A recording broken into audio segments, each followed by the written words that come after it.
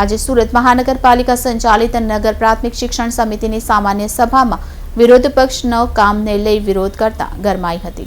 આજે નગર પ્રાથમિક શિક્ષણ સમિતિની મળેલી સામાન્ય સભામાં વિરોધ પક્ષે વિવિધ કામોની સાથે વિદ્યાર્થીને પ્રવાસે નહીં લઈ જવામાં આવતા વિરોધ કર્યો હતો।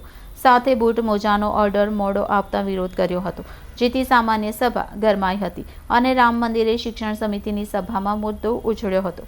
રામ મંદિર બનવા જઈ રહ્યું છે તેને લઈને 22મીએ શાળામાં રજા આપવા માટે વિરોધ પક્ષે માંગ કરી હતી, જેના જવાબમાં શાસક પક્ષે કહ્યું હતું કે રજાનો નિર્ણય સરકાર નક્કી કરશે।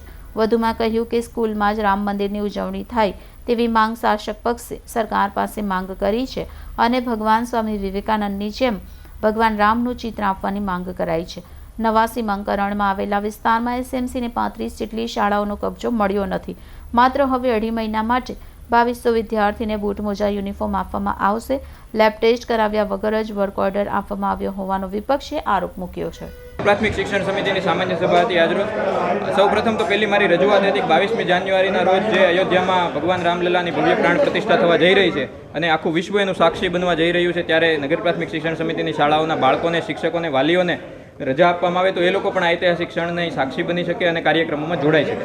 બીજો એક વિરોધ એ હતો કે દર વખતે જે સામાન્ય સભાના અહેવાલ લખવામાં ગોટાળાઓ કરવામાં આવે છે, તો એના કરતાં બેટર એક સામાન્ય સભાને લાઈવ રેકોર્ડિંગ કરી દેવામાં આવે। બીજા 2 અગત્યના મુદ્દા એ હતા કે 2 એજન્સીઓ જે બૂટ મોજા અને યુનિફોર્મનું કામ કરે છે, વારંવાર ગોટાળાઓ, વારંવાર ગેરરીતિઓ, વારંવાર વિતરણમાં ગોટાળાઓ કરવા છતાં એ એજન્સીને રિપીટેડ લાખો રૂપિયાના, કરોડો રૂપિયાના વર્ક ઓર્ડર આપવામાં આવે છે। એક તરફ સમિતિ એને 24મી જુલાઈના રોજ આ બંને એજન્સીઓને લેટર લખે છે કે તમે પૂરેપૂરા જથ્થાનો માલ સપ્લાય કર્યો નથી, ગંભીર બાબત છે, અને છતાંય વર્ક કમ્પ્લીશન સર્ટિફિકેટમાં 24 જુલાઈ પહેલાંની ડેટ મારી અને એમ પણ કહી દેવામાં આવ્યું કે તમારું કામ ખૂબ સેટિસ્ફેક્ટરી છે, ખૂબ સારું કામ કર્યું। તો એજન્સીઓ બાબતે આટલી બધી, એજન્સીઓ ઉપર કચેરી આટલી બધી મહેરબાન કેમ છે? બીજું, લેબ ટેસ્ટિંગ વગર યુનિફોર્મ કે બૂટ મોજા આપી ન શકાય, છતાંય પ્રોપર લેબ ટેસ્ટિંગ વગર બાળકોને બૂટ મોજા અને યુનિફોર્મ આપવામાં આવ્યા છે, વર્ક ઓર્ડરની શરતનું ઉલ્લંઘન કરવામાં આવ્યું છે। સાથી શિક્ષકોની નિમણૂકનું કામ જે 2 એજન્સીઓને આપવામાં આવ્યું છે, અહીંયાથી 17,500 રૂપિયા પગાર લે છે અને શિક્ષકોને માત્ર 12,000 રૂપિયા, 13,000 રૂપિયા આપે છે।